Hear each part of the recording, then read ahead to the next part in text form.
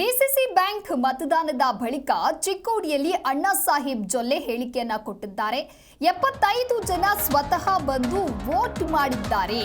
ಗೆಲುವು ನಿಶ್ಚಿತ, ಮತ ಎಣಿಕೆಯ ಮೇಲೆ ಗೊತ್ತಾಗತ್ತೆ. ರಾಜಕಾರಣದಲ್ಲಿ ಟಾರ್ಗೆಟ್ ಮಾಡೋದೆಲ್ಲ ಇರೋದೇ. ನಮಗೂ ರಾಜಕಾರಣ ಗೊತ್ತಿದೆ, ನಾವೇ ಗೆಲ್ತೇವೆ ಅಂತ ಹೇಳಿ ಚಿಕ್ಕೋಡಿಯಲ್ಲಿ ಅಣ್ಣಾ ಸಾಹೇಬ್ ಜೊಲ್ಲೆ ಈ ರೀತಿಯಾದಂತಹ ಹೇಳಿಕೆಯನ್ನ ಕೊಟ್ಟಿದ್ದಾರೆ. ಡಿಸಿಸಿ ಬ್ಯಾಂಕ್ ಮತದಾನದ ಬಳಿಕ ಅಣ್ಣಾ ಸಾಹೇಬ್ ಜೊಲ್ಲೆ ವಿಶ್ವಾಸವನ್ನ ವ್ಯಕ್ತಪಡಿಸಿದ್ದಾರೆ. ಜಾರಕಿಹೊಳಿ ಜೊತೆಗೆ ಸಂಬಂಧ ಕೆಡಿಸಲು ಅದೇನೇನೋ ಮಾತನಾಡಿದ್ದಾರೆ. 7 ಚುನಾವಣೆಯಲ್ಲಿ ನಿಪ್ಪಾಣಿ, ಬೈಲಹೊಂಗಲ, ಕಿತ್ತೂರು, ಹುಕ್ಕೇರಿ ರಿಸಲ್ಟ್ ಬರೋದಿಲ್ಲ, ಅಧಿಕೃತವಾಗಿ ಘೋಷಣೆ ಆಗೋದಿಲ್ಲ. ಒಂದೊಂದು ವೋಟ್ನ ವಿಚಾರಕ್ಕೆ ಕೋರ್ಟ್ನಲ್ಲಿ ಪ್ರಕರಣಗಳಿವೆ. ಕೋರ್ಟ್ನಿಂದ ಆದೇಶ ಆಗೋವರೆಗೂ ಅಧಿಕೃತವಾಗಿ ರಿಸಲ್ಟ್ ಘೋಷಣೆ ಆಗೋದಿಲ್ಲ. ಆದರೆ ಮತ ಎಣಿಕೆ ನಡೆಯುತ್ತೆ, ಯಾರು ಗೆಲ್ತಾರೆ ಅನ್ನೋದು ಗೊತ್ತಾಗತ್ತೆ ಅಂತ ಹೇಳಿ ಡಿಸಿಸಿ ಬ್ಯಾಂಕ್ ಮತದಾನದ ಬಳಿಕ ಚಿಕ್ಕೋಡಿಯಲ್ಲಿ ಅಣ್ಣಾ ಸಾಹೇಬ್ ಜೊಲ್ಲೆ ಈ ರೀತಿಯಾಗಿ ಹೇಳಿಕೆ ಕೊಟ್ಟಿದ್ದಾರೆ.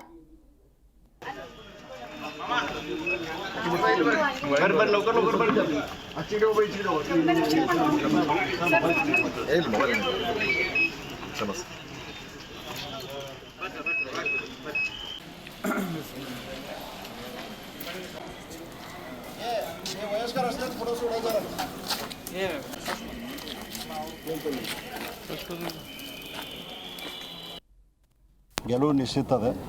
ಇವತ್ತು 4 ಗಂಟೆ ನಂತರ ಕೌಂಟಿಂಗ್ ಆದ ನಂತರ ತಮಗೂ ಕೂಡ ಎಲ್ಲರಿಗೂ ಗೊತ್ತಾಗ್ತದೆ. 75 ಬಹಳಷ್ಟು ಊಹಾಪೋಹಗಳನ್ನು ವಿರೋಧಕರು ಹೇಳ್ತಾ ಇದ್ರು. ಈ ಗುಂಪಿನಿಂದ ಜಗಳಾಡಿ ಹೋಗಿದ್ದಾರೆ, ಆ ಗುಂಪಿನಿಂದ ಜಗಳಾಡೋದು. ಯಾರೂ ಜಗಳಾಡಿಲ್ಲ, ಯಾರೂ ಏನಿಲ್ಲ. ನಾವೇನು ಡೇ 1ದಿಂದ 75 ಜನ ಇದ್ದೀವಿ, 75 ಜನ ಕುಡ್ಕೊಂಡ ಇದ್ದೀವಿ. 75 ಮೇಲ್ಪಟ್ಟು ಅವ್ರ ಗುಂಪಿನಲ್ಲಿಂದ ನಮಗೂ ಕೂಡ ಕೆಲವೊಂದು ಹೋಟ್ ಬರುವಂಥ ಚಾನ್ಸಸ್ ಅದಾವೆ. ಆದ ಕಾರಣ ತಾವು ಇದು ಕೌಂಟಿಂಗ್ ಮಟ್ಟ ವೇಟ್ ಮಾಡಿ ನೋಡ್ಬೇಕಾದ್ರೆ ಪ್ರಕಟ ಆಗೋದಿಲ್ಲ. ಹಾಂ, ಪ್ರಕಟ ಆಗೋದು. ಈಗ 4 ಪ್ರಕಟ, ಇವತ್ತು 7 ಏನು ಇಲೆಕ್ಷನ್ ಆಗಿದಾವೆ, ಅದರಲ್ಲಿ 4ರಲ್ಲಿ ಪ್ರಕಟ ಆಗೋದಿಲ್ಲ. ಕೆಲವೊಂದು ಹೋಟ್ ಚಾಲೆಂಜ್ ಆಗಿದಾವೆ. ನಿಪ್ಪಾಣಿ ಇರ್ಬೋದು, ಕಿತ್ತೂರು ಇರ್ಬೋದು, ಹುಕ್ಕೇರಿ ಮತ್ತು ಬೈಲಹೊಂಗಲ, ಇದರಲ್ಲಿ ಒಂದೊಂದು ಚಾಲೆಂಜಿಂಗ್ ಹೋಟ್ ಆಗಿದಾವೆ. ಅದನ್ನು ಮುಚ್ಚಿಟ್ಟು ಮತ್ತೆ ಕೋರ್ಟ್ ನಿರ್ಣಯ ತೊಗೊಂಡು ಅದನ್ನು ಡಿಕ್ಲೇರ್ ಮಾಡ್ತಾರೆ. ಕೌಂಟಿಂಗ್ ಆಗ